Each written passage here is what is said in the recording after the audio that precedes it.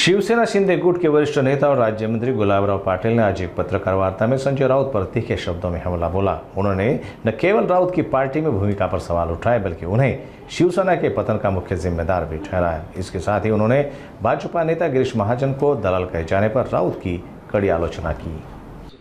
हे बघा, हा जो उत्तर महाराष्ट्र आहे हा संजय राऊतांकडे आहे। संजय राऊत म्हणजे हे शिवसेनेची नाव डुबवणारं एक मशीन आहे आणि हे मी पहिलेपासून सांगतो की असे लोक असल्यामुळे ही शिवसेनेचा सगळा जो राज झाला आहे त्याच्यातला हा एक प्रकार आहे। संजय राऊत जिथे जिथे जातील हा पांढरा पायाचा माणूस आहे। हा शिवसेना संपवलेली आहे। पहिले नेते काढले, मग आमदार आपल्या पक्षातून काढले, खासदार काढले, मंत्रिपदावरचे लोक राजीनामा देऊन गेले। आता चांगले चांगले कार्यकर्ते जाण्याचं काम होतंय। याचं कारण आता ते आम्हाला सांगायचे की तुम्ही काही स्वार्थाकडे गेले। आता या लोकांचा काय स्वार्थ आहे, हे कशा करता जात आहे? तर याचं मूळ कारण या लोकांचं कार्यकर्त्यांच्या पक्षातल्या केलेल्या कामाकडे लक्ष नाही, कार्यकर्ते किती मेहनत करतात त्याच्याकडे लक्ष नाही। यांचे जे चापलुसी करतील, याचे जे पाय पडतील राऊतचे, त्यांचंच हे पुढे नाव करत असतात। त्यामुळे हे होणारच होतं आणि ते होणारच आहे। जोपर्यंत संजय राऊत त्या पक्षामध्ये पुढे आहे तोपर्यंत हेच होणार आहे। मी तुम्हाला पहिलेच बोललो, पांढऱ्या पायाचा माणूस आहे तो। जळगावमध्ये आले ना तो 5चे 5 आमदार पडले, मी तुम्हाला बोलवतो। काल आमच्यावर टीका करून दिली। सांगायचा अर्थ असा आहे की पेन चालून बाळासाहेबांची मर्जी जिंकली, खासदारकी मिळवली, यांचं पक्षामध्ये काय काम आहे?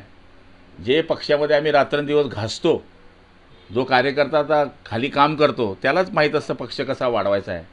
आणि आताच्या या राजकीय अवस्थेमध्ये पक्ष वाढवणं एवढी सोपी गोष्ट राहिलेली नाही। प्रत्येक पक्षाला मेहनत घ्यावी लागते, तेव्हा पक्ष टिकून असतो। हे मेहनत करतच नाही। हे येऊन माळ खांद्यावर असा रुमाल टाकायची ॲक्टिंग, बाळासाहेबाचं सारखं गालाला हात लावायची ॲक्टिंग एवढाच माहीर येतो। बिट्टू आहे मिट्टू। अरे गिरीश महाजनांना दलाल म्हणण्याची लायकी तरी त्यांची आहे का? जो माणूस 7 वेळेस विधानसभेमध्ये निवडून येतो, जो माणूस उत्तर महाराष्ट्रामध्ये आपलं काम करतो आहे आणि त्या माणसाला पक्षाने जबाबदारी टाकलेली आहे, त्या तू कधी आयुष्यामध्ये निवडून आला नाही, तुझी लायकी काय आहे बोलायची? मूळ त्याची स्वतःची लायकी त्यांनी ओळखावी आणि मग कोणावरही टीका करावी। मी तुम्हाला तेच सांगतो। आता जळगाव जिल्ह्यामध्ये आपण पाहिलं की चांगले चांगले कार्यकर्ते आज शिवसेनेमध्ये राहिले नाही।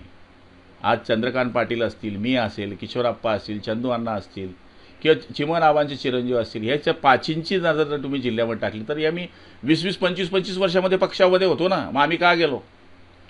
आता हे सुधाकर बडगुजर फाउंडर मेंबर आहे, मी त्यांना ओळखतो, 25 वर्षापासून कॉर्पोरेटर आहे, त्यांची बायको त्यांच्यावर कॉर्पोरेटर होती। हे का जात आहे? म्हणजे एकीकडे ठीक आहे आम्ही स्वार्थाकरता गेलो, मग हे लोक कोण, यांचा काय स्वार्थ आहे? माझ्या माहितीप्रमाणे यांना पक्ष सांभाळण्याची यांच्यामध्ये हिंमत राहिली नाही। हे फक्त राजकारण, कॉर्पोरेट राजकारण करतात। गावापुरतं त्यांना काही समजत नाही, फक्त शहराचं राजकारण करायचं। पण शहराच्या लोकांनाही सुद्धा काम करणारा पक्ष पाहिजे आहे, आपल्याकरता रात्री पळणारा पक्ष पाहिजे। कार्यकर्ता मेहनत करतो पण यांचं लक्ष कार्यकर्त्यांवर नाही। हे बघा, असं काही होत नाही आहे। मी मागच्या वेळेसही बोललो होतो की काही वेळेस अर्थमंत्र्याला जी अर्जन्सी वाटली, एखाद्या वेळेस त्या खात्या पैसा पळवू शकतो, पण याचा अर्थ त्या खात्यावर पुन्हा पैसे येणार नाही असं होत नाही। हे ॲडजस्टमेंट आहे, आपण संसारामध्ये करतोच। एखाद्या वेळेस तेल घरामध्ये जास्त असलं आणि साखर नसली तर आपण साखर घेतो, त्या पद्धतीचा विषय आहे। त्याच्यामुळे हे पैसे वळवले म्हणून त्या खात्याला पैसे मिळणार नाही असं होत नाही।